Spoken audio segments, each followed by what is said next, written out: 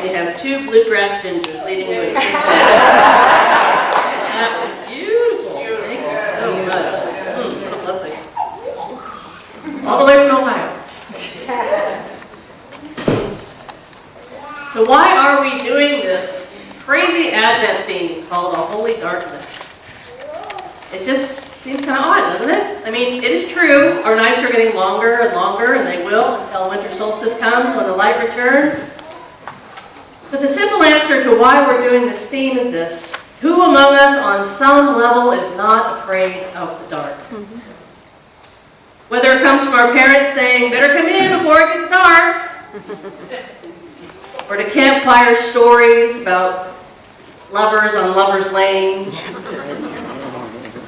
being attacked by evils that lurk in the dark. Or maybe from the Bible that says in all kinds of places, like this verse in 1 John, God is light, and in God there is no darkness at all. So whether it's from our upbringing or our culture or our theology, we come by our fear of the dark honestly and sadly and sometimes very tragically. We've all been so steeped in the fearing the dark so completely that our first impulse is to run from it. And that also means, though, that if we run, we end up missing out on all that is wonderful and good and beautiful and powerful in the dark as well. But fortunately, we have someone today to show us a different way. A way of paying attention in the dark, of receiving the good things that it can bring. A way of letting what happens in the dark transform everything.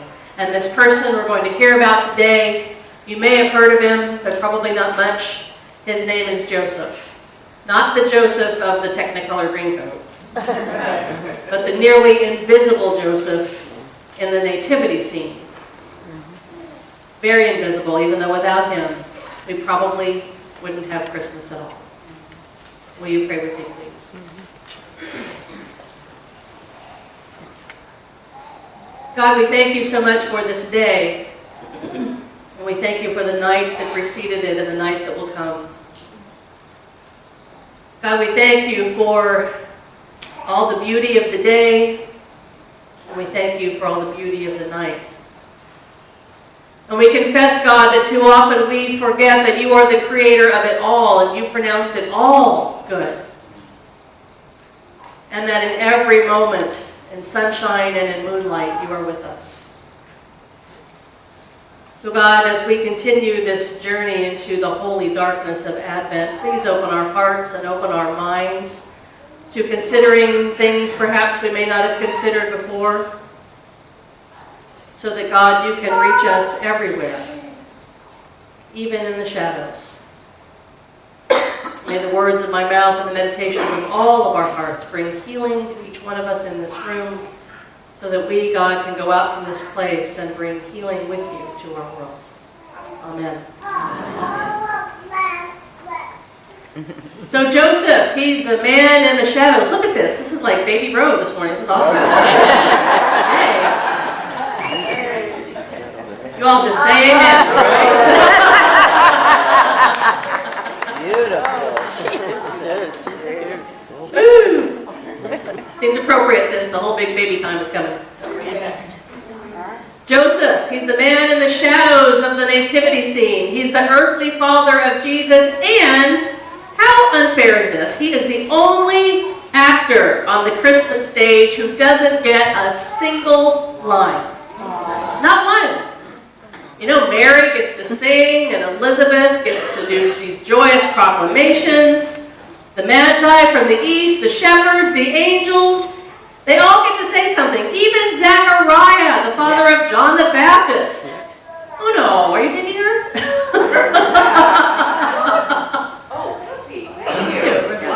Okay. Even John the Baptist, Zechariah, father of John the Baptist, even he gets to say something. And he has laryngitis. He has no voice for 9 months of the story. They all get something, but not Joseph. Not one word, not one line. He's just there, quietly in the background, in the dark, not saying a word. at least not verbally. But from what little we know about him from the Bible, he says so much with his life. We hardly know anything at all about him. And what we do know that's in the Bible is mostly in the Gospels of Matthew and Luke that tell the birth story of Jesus. And this morning Charlie read from the Gospel of Luke, and in that passage that he read, we heard that an angel appeared to Joseph in a dream. And the angel tells him, Joseph, don't be afraid to take Mary as your wife, that she's going to have a child conceived of the Holy Spirit. And the Gospel of Matthew tells us that Joseph woke up from this dream and he did exactly what the angel told him to do. He took Mary as his wife, and, well, we all kind of know what happens after that. But we may not know there's actually 3 more dreams after that one that Joseph has. In the next dream, an angel of the Lord comes to Joseph and tells him that Herod, the king, is going to seek to kill the baby Jesus, and they need to flee for their lives to Egypt. And Joseph wakes up from that dream, and that's exactly where they go, off to Egypt. And Jesus grows up a few years, and then the angel of the Lord comes to Joseph again and says, go back to Israel. So Joseph wakes up from that dream, and that's where he takes the family back to Israel. But when he's there, he's afraid that Jesus might still be in danger. So one last, 4th time, the angel of the Lord comes to him and tells him to settle his family in the little backwater of Galilee, where Jesus will be unlikely to be noticed by anyone as he grows up. 4 dreams, 4 directions from angels. 4 times Joseph followed those directions. 4 times that Joseph was not afraid of what came to him in the dark. Now, whether Joseph had these dreams at night, or whether he had them while he was taking a nap during the day, it doesn't really matter, because all dreams happen in the darkness of our subconscious.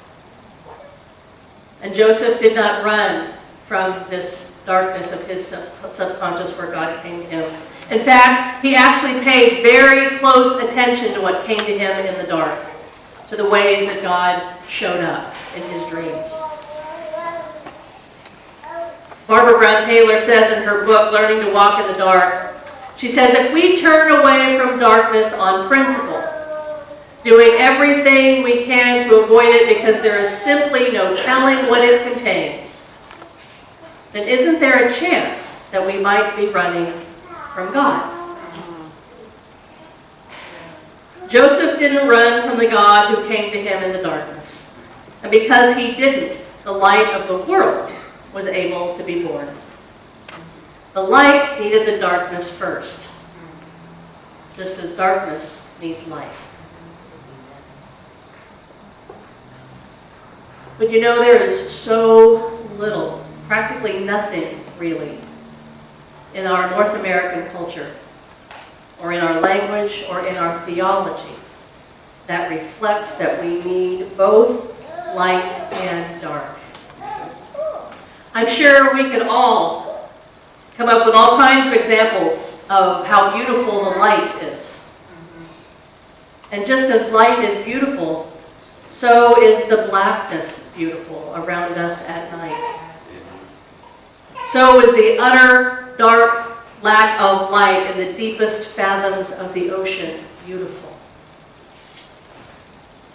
And how beautiful are the profound ways the Holy Spirit speaks to us in the dark recesses of our dreams. You know, try as I might, I've been preaching now as a senior pastor for over 11 years. And in all that time, I have never been able to come up with more than 2 positive connotations of the word black. One is, hey, I'm into black. I can go Christmas shopping this week. At least this week. The other one, of course, is dark chocolate. If you like dark chocolate, and if you don't, then that one's out the window. But on the contrary, how quickly can we come up with so many negative connotations to black? Black male, black list, black mark, black mood, black-hearted, black plague, black mass, black market. Think about the movies. The good guys always wear white, and the bad guys always wear black. The courageous knight is always on a white steed, and the evil villain is always on a black steed. We are suspicious of black cats. My mother, when I told her when I was in college that I was first feeling my call to ministry, and I said, "Mom, I think God's calling me to foreign missions," the first words out of her mouth, "Well, I certainly hope He doesn't call you to darkest Africa." My southern family, Africa's always dark. Get the picture? Yeah. It's okay to tell a white lie. It's great to be pure as the driven snow. Angels and brides wear white. Devil's food cake is dark. Angel's food cake is, of course, white. And if you're a chess player and you have the white pieces, guess who gets to go first by the rules of the game? I think by the rules of many games. All right. No wonder we are afraid of the dark. I haven't even mentioned all the words and stories in the Bible about dark being bad. These are all quoted and told so often, we'd never know that there's actually a lot in the Bible about darkness being good. God does some of God's best work in the dark. All right. God invited Abraham out into the dark of the night to look up at the sky to see the stars, to say, "All of your offspring will number more than all the stars of the sky." Even God needed the night and the stars to do that. Jacob wrestled all night long with an angel in the dark. Jonah, Paul, the ones we sang about earlier or said in the litany for the Advent reading, all were transformed in the dark. Isaiah chapter 45 verse 3 says, "I will give you the treasures of darkness," God says, "and riches hidden in secret places." But I never learned that verse in Sunday school. Did you? No.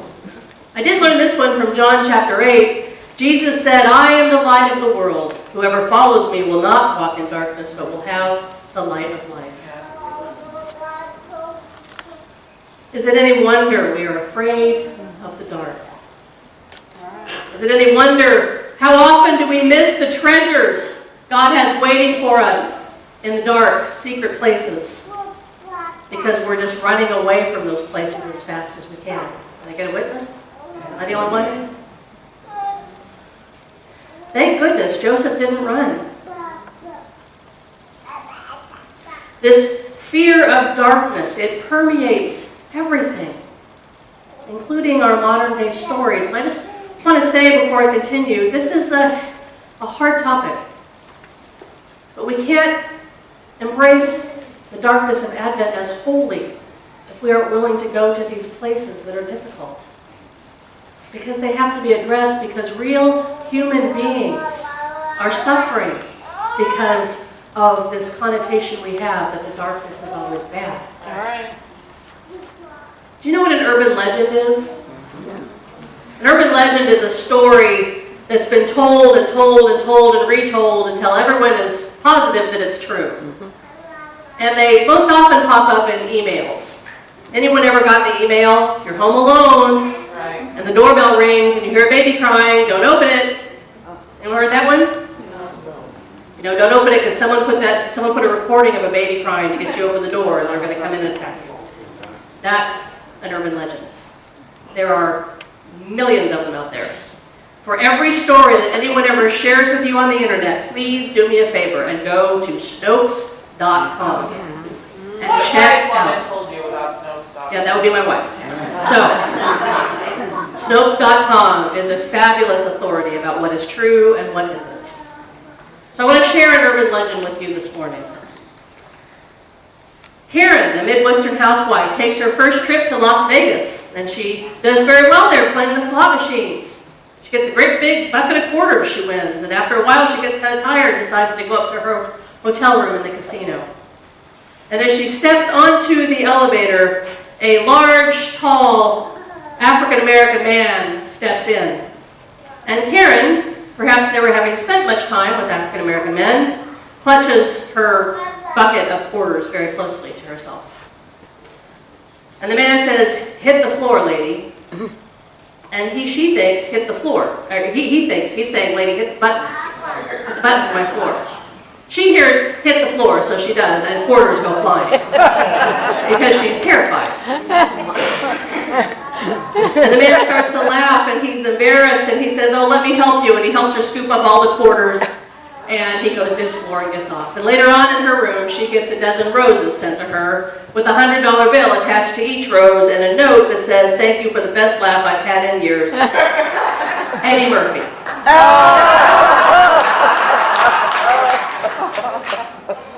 I think that might be a more recent version. I heard this story in the late 1980s at Oklahoma Baptist University when I was a student there, and in the version I heard, it was Lionel Richie.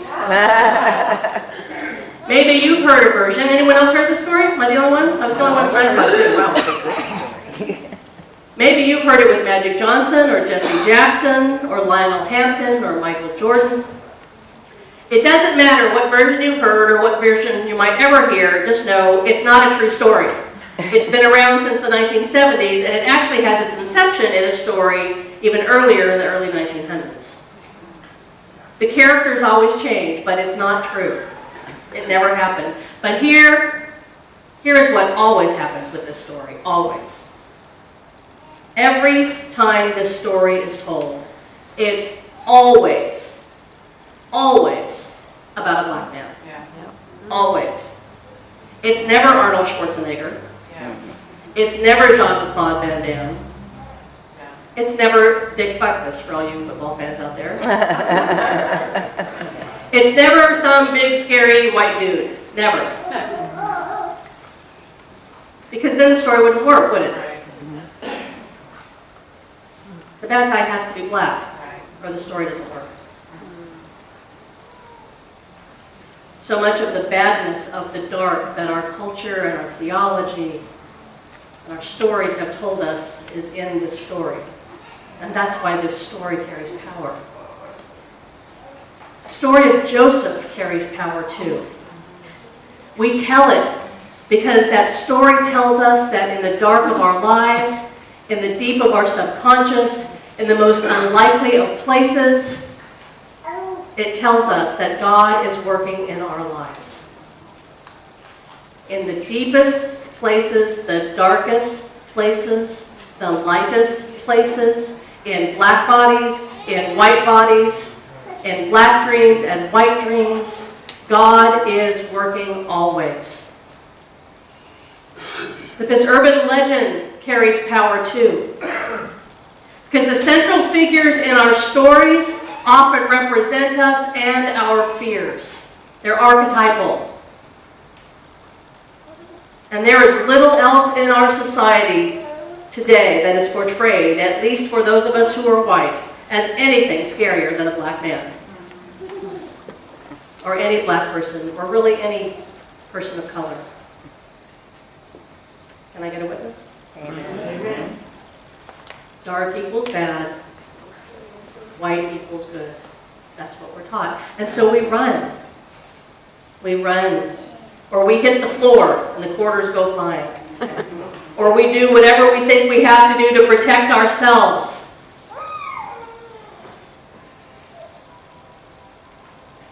Oh my gosh. Woo! Wow. Who is it, honey? CBS. About time. Here's what I believe about interruptions in worship. Something's trying to get in the way of the truth. All right. That was so unintentional. I keep the ringer off my phone all the time. Yeah. Amen. Priest, what's the truth? Priest. The truth.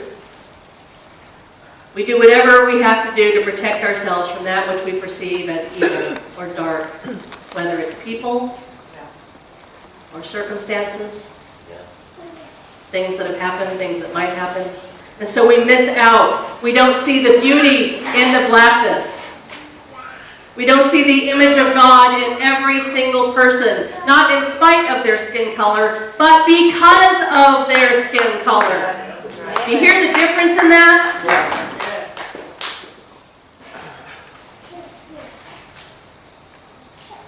We don't see the beauty in the blackness.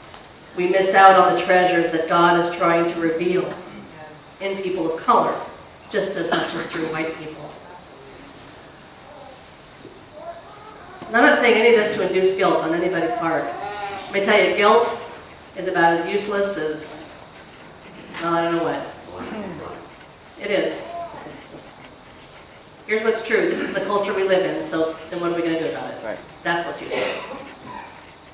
And I know that moving from Joseph to Lionel Richie and back to Joseph may seem just a little bit of a stretch, but it really all is connected. All of this that we're taught about darkness and light is connected. How often do we not pay attention to our own dreams because we're too quick to get up and get out into the light of day where at least we feel like we have the illusion of control? The angels get to dance in our subconscious. God gets to play with our subconscious. We really don't have any control of that. What we do have control over is how much time we spend when we wake up paying attention to our dreams, like Joseph did. Yeah. Joseph paid attention, and he chose his life course based on that. Now I know we probably all rarely have dreams that are as clear as an angel coming and saying, you should do this. But if we pay attention long enough to what comes to us in the darkness, in the shadows, we'll find that God speaks there too. We just have to give up the illusion of control. We have to give up all that time in the sun, in the bright light where we know we can see the path, so we know where we're going. But sometimes the best treasures God has for us are in the secret, hidden, dark places. And sometimes the best treasures of humanity are in black lives. Sometimes the very best blessings God has for us are in places where we can't see our hand in front of our face. So what if we tried to see the dark in a friendlier light, if you will? What if we saw the face of God in every single countenance of every color? What if we knew God was guiding us even when we can't see our hand in front of our face? What if we knew that life is to be found in the dark as much as the light? How might the world be different for little Kensington as she grows up? Yes. And little Jamal and Kendall. I'll close with this.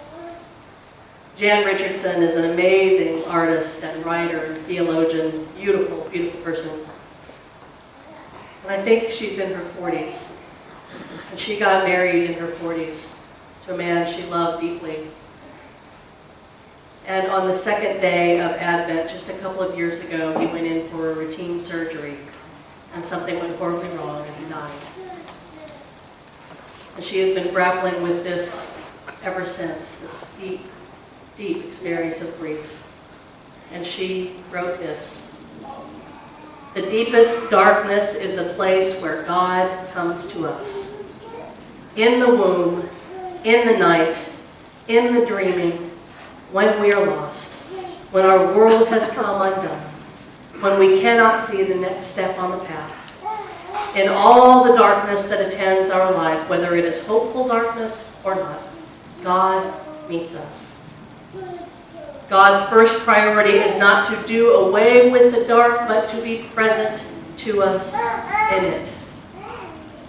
For the Christ who was born 2 millennia ago, for the Christ who seeks to be born in us this day, the darkness is where incarnation begins. The dark needs the light. The light needs the dark. White needs black, and black needs white. That's where new life begins. Yes. Amen.